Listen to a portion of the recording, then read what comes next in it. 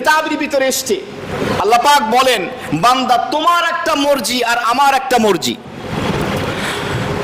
তোমার মর্জি যদি তুমি চাও যে আমার মর্জি পূরণ হবে, আমার মনের যে ইচ্ছাটাই পূরণ হবে, আল্লাহ বলেন তোমার ইচ্ছা তো পূরণ হবেই না, তুমি পরেশান হবা, ক্লান্ত হয়ে যাবা, কোনো লাভ হবে না। আর যদি তুমি মনে করো যে না, আমার মর্জি যা আছে থাকুক, আমার ইচ্ছা যা আছে, আমার আল্লাহ আমার রব আমার জন্য যেটা সিদ্ধান্ত নেন, আল্লাহর মর্জিটাকেই আমি সন্তুষ্ট চিত্তে মেনে নিলাম। আল্লাহ তাআলা বলেন, বান্দা তোমার যে মর্জি ছিল সেটাও আমি পূরণ করব এবং তোমার রিজিকেও আল্লাহ বরকত দান করবেন। সুবহানাল্লাহ। তার মানে বান্দার নিজস্ব একটা চাওয়া পাওয়া থাকে, আর আল্লাহর একটা চাওয়া পাওয়া থাকে বান্দার ব্যাপারে।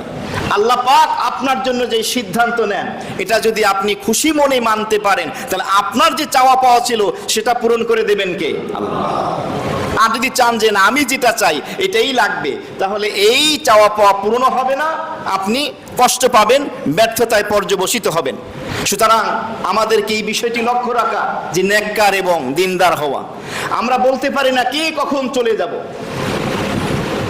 হায়াত কতদিন বাকি আছে কেউ বলতে পারে?